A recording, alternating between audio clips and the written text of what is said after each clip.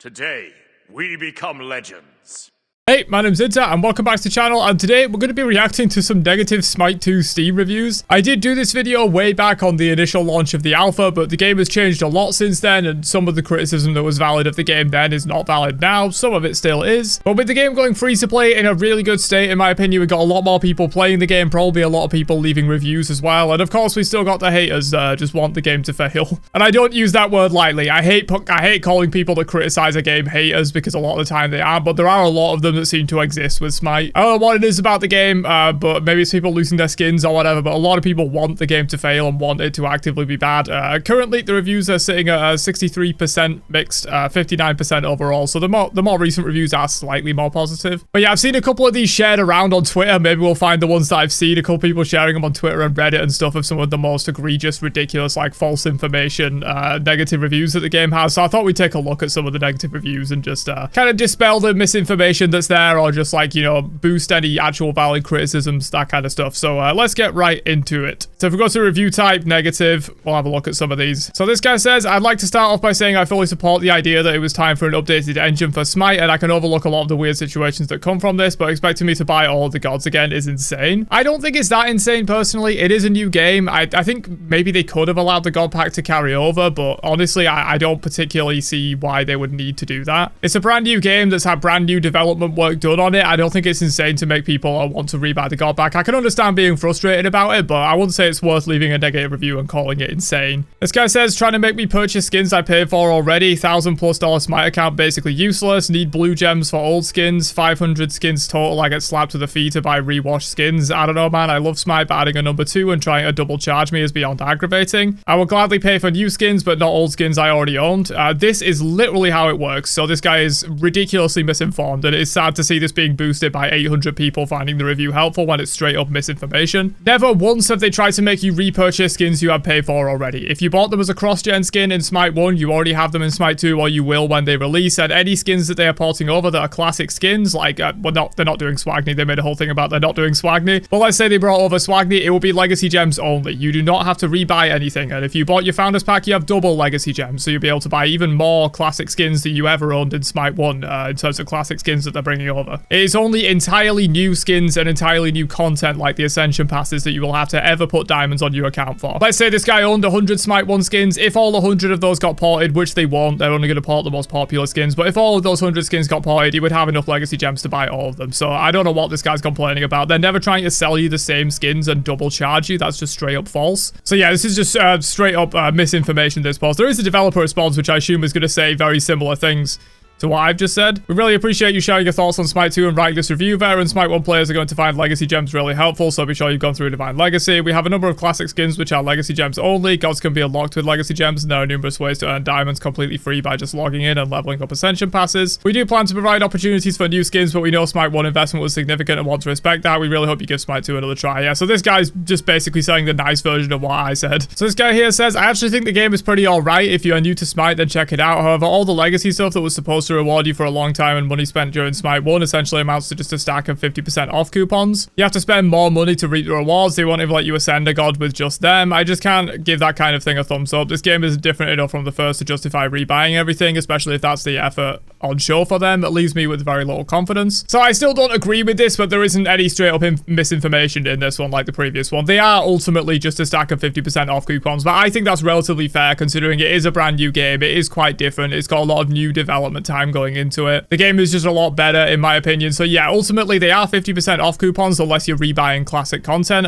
which as I said before is legacy gems only. But still, I think that's pretty generous. There's a lot of games in this kind of industry, you know, Call of Duty, FIFA, big franchises that will take away everything you have every single year, not even every 10 years like Smite did. And they'll take away everything you have and make you rebuy it, and they will give you nothing in the new title. I think legacy gems are a relatively fair system in my opinion. You know, I'm basically going to be spending less money on Smite 2 than I would have spent on Smite 1 over the same period. just because basically everything for a long time is going to be 50% off for me. I have a lot of legacy gems. But yeah, no straight up misinformation here. We just have a difference of opinion on what we think is actually fair for a brand new game. It's somewhat suspicious when an MTX heavy game like Smite takes away almost everything earned over 10 years for an engine upgrade. Also, I have to re-unlock gods from the old god pack. So yeah, basically the same thing from a lot of those previous reviews. Smite 2 beta, aka Smite. This game is lacking so hard. It's just Smite. The maps are almost identical to Smite, and also the game modes still feels janky. The UI is a total mess. Characters are mid AF. Player base is toxic AF. Would even give LoL a run for its money. Wouldn't use to pick up dog poop. I feel sorry for you that paid money for this. And this is kind of the difference between last time I did this video. Last time I did this video, I would have had more sympathy for a comment like this, because some of it is definitely kind of true. You know, the game did feel janky back on its initial alpha launch. The game did have very few modes on its initial alpha launch. But I think a lot of this stuff is just not true anymore. Obviously, player base being toxic is kind of outside of the devs' control for the most part, unless you just want to ban like literally half the player base. So yeah, now the characters have got a lot better. The UI's got a lot better. We're going to get an editor soon. The game doesn't feel janky anymore, in my opinion. It feels way more smooth than Smite 1. Game modes have been added. Like, again, it's just a difference of opinion. You're obviously welcome to think that the game isn't right for you and that it doesn't play very well. I think it does play really well. But you don't have to feel sorry for me, man. You don't have to feel sorry for me. The Founders Pack is well worth the money, in my opinion. Right-click, update project to UA5. That's all it does. Nothing new, basically. Same assets, same map, same sounds. The only difference is I have to buy all the gods again. No thanks. Okay, so yeah, definitely some misinformation in this one. First up, this is impossible. It is a 2-engine upgrade leap of like almost 2 decades. UE3 was released in like early 2000s. Like, there's just no shot that is ever going to be possible. You got to remake everything from the ground up, and that is a lot of what they've done. You know, in terms of the sounds, yes, the ability sounds and voice packs and stuff are the same, but that's good. You know, they want to keep that familiarity there. There's no point in changing all of the ability sounds because it's just going to mess with people's muscle memory from the first game. Same maps, yeah, it's the same map concepts because obviously it's a MOBA. You know, they're not going to make Conquest into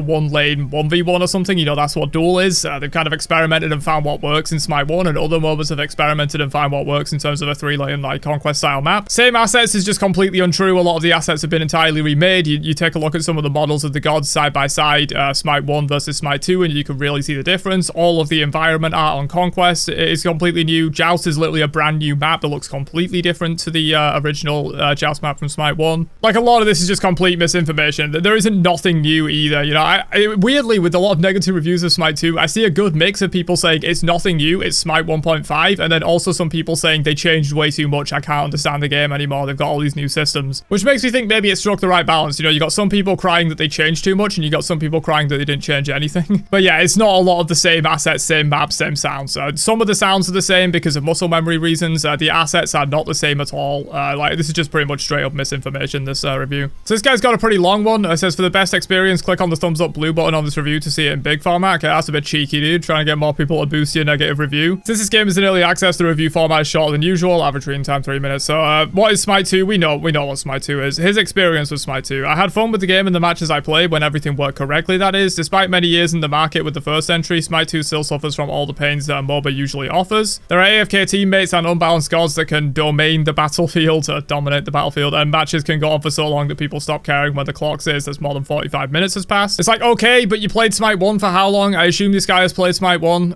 Like, I don't really get that. You know, you're in for a MOBA experience. Some matches can go really long. Some matches will have AFKs. No matter what MOBA you go to, that is going to be the case, and it was the case with Smite 1 for its entire life cycle. It's frustrating to see the genre be stuck in the mud for so long and not have quality of life fixes. Perhaps make bots take control of characters when AFK presents itself. The bots aren't strong enough. That would be a problem.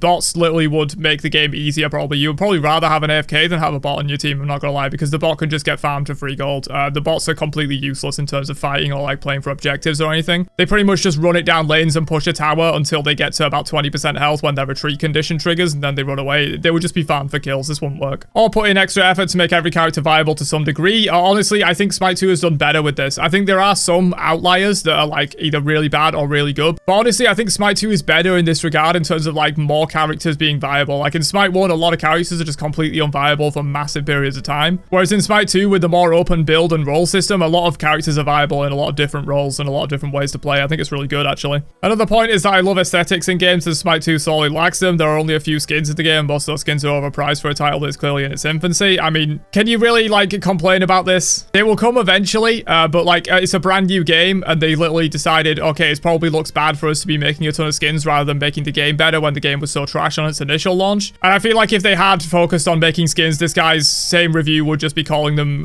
greedy, like money-hungry devs that don't care about the game and only want to sell skins. I don't think there's any way for them to win in this regard. If they don't make skins, people complain about there not being any skins, and if they do make skins, people complain about them being money-hungry. I don't think they can really win. Is Smite 2 worth your time and your money? No, not at all. As a returning player, you only get a nice discount of 50% off new skins if you have enough legacy gems, and it is capped to 50%, meaning no, you cannot get any new skins for free if you spend a bunch of money in the first game. There's absolutely no benefit to buying the game, and it is better to just wait until it becomes free to play completely, but even then, you still have a board of a game that feels incomplete in so many aspects. I know it's early access, but even in the early access, it feels like it should be private alpha testing. So this this paragraph, I mean, the 50% discount I've talked about already, I think it's relatively fair. Like, would it be lovely if they could give us all our skins back, or if they could allow us to buy new skins with 100% legacy gems? Yes, that would be nice, but you gotta live in the real world, man. Like, just take my example. I don't even have that many legacy gems compared to some people. If I have like 250,000, I would literally buy nothing in Smite 2 for its entire existence, and a lot of the hardcore player base will be the same. They would just straight up make no money unless they manage to reach a massive new audience with Smite 2, which they can't count on.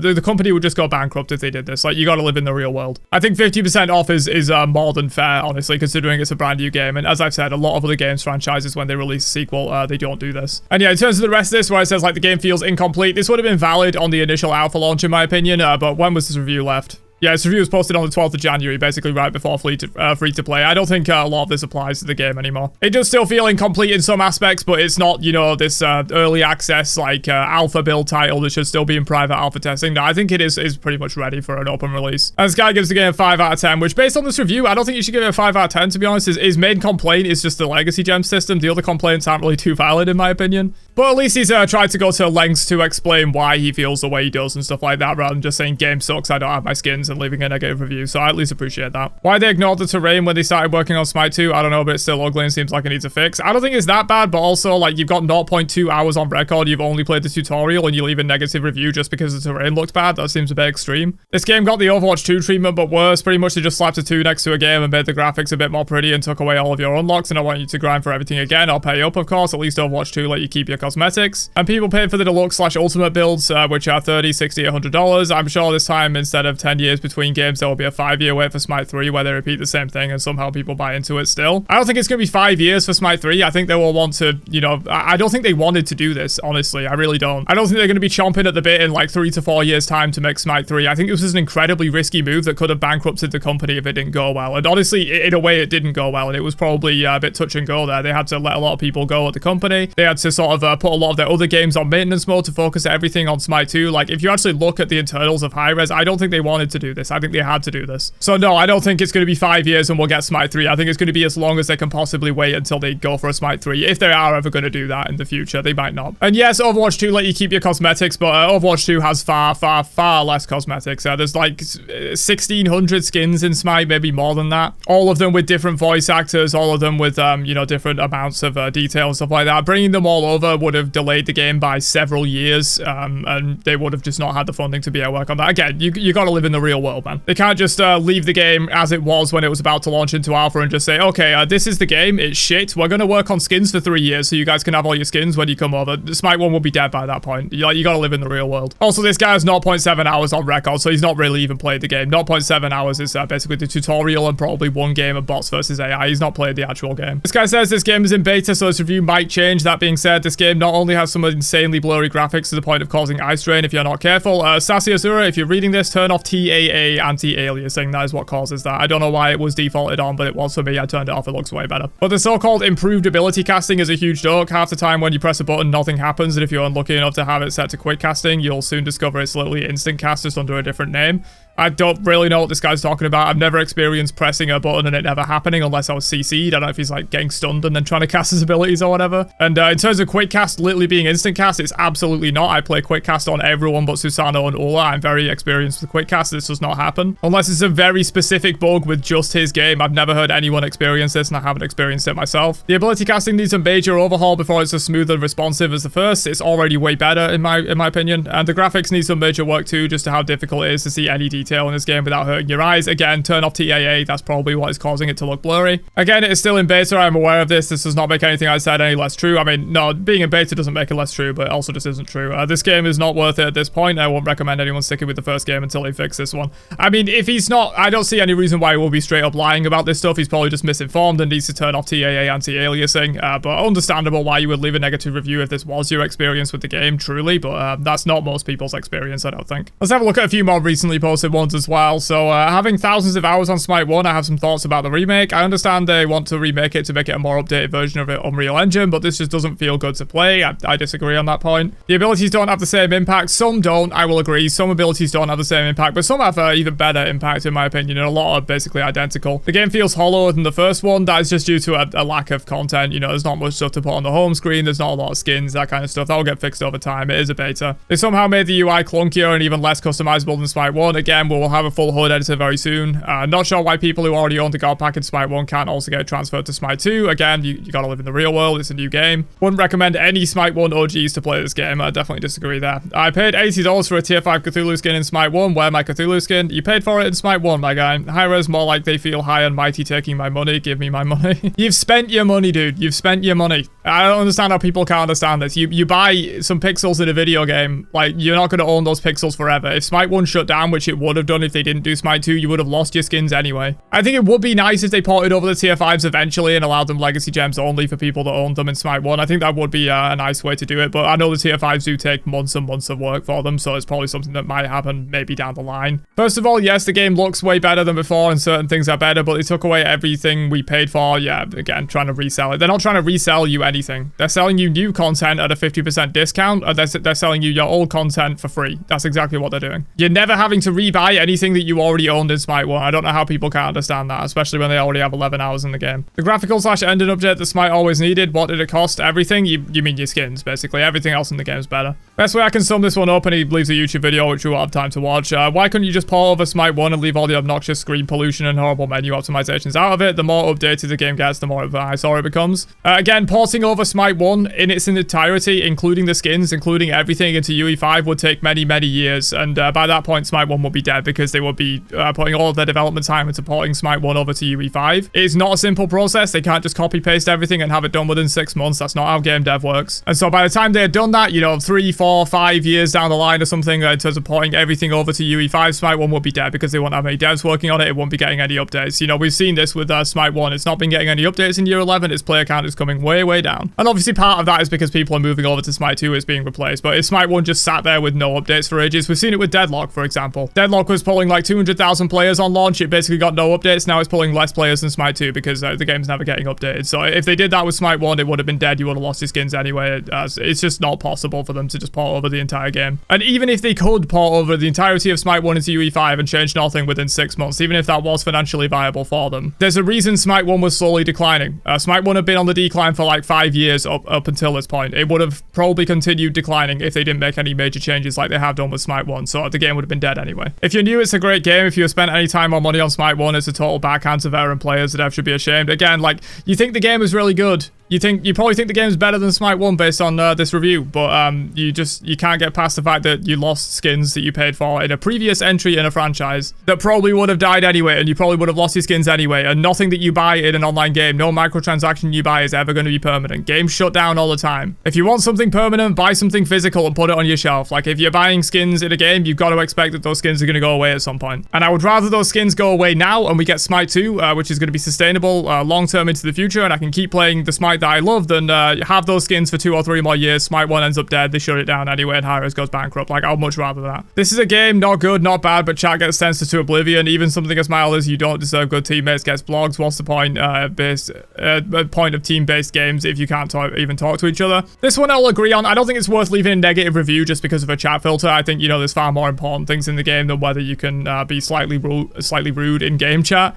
I don't think that's worth leaving a negative review, especially after 0.7 hours. He's probably played like the tutorial of Conquest versus AI in one match. This guy's experience was probably do the tutorial, do the AI matches, get into a real game, type tits in the chat, and then immediately just leave the game, alt F4, and leave a negative review. Like, I don't think that's worth leaving a negative review for, but it is a fair point. I do think the chat filter is way too strict right now, and they need to loosen it up. Wants me to pay to unlock heroes, get creative losers. A lot of games do that. I think they could have made them all free, to be honest. I think that was definitely an option they could have gone for. I don't think it's particularly like they make a lot of money from that anyway, but I guess, you know, if God pack purchases, maybe they do make a little bit. But, you know, basically every other MOBA in existence does it this way as well, and it's not like it's hampering their ability to, like, do stuff. And again, he's clearly not played the game. He's played for 0.1 hours. He did the tutorial, he went to the God page, realized he didn't have every hero unlocked, and just alt F4'd and left a negative review. But yeah, there you go. That's some Smite 2 negative Steam reviews. A couple with some valid points, most of them with either straight up misinformation or things that, in my opinion and in most people's opinion, aren't true anymore. And then a couple as well with some very weird experiences like quick casting, which I've never experienced in my life. But if they are being truthful about that, then that's fair. You know, the game will feel kind of weird if it was bugging out like that for them specifically. But yeah, I would say for the most part that the majority of these reviews are just straight up misinformation about the game, especially a lot of the more popular ones. But the reviews have been improving a little bit over time. You know, we've gone from 59 to 63 on the recent reviews. I think with the free-to-play launch, we probably will get a decent amount of people coming in that will be impressed with the state of the game, and those reviews should hopefully go up over time. But yeah, I will catch you guys for another one later on. Have a great day, and peace out, you nerds.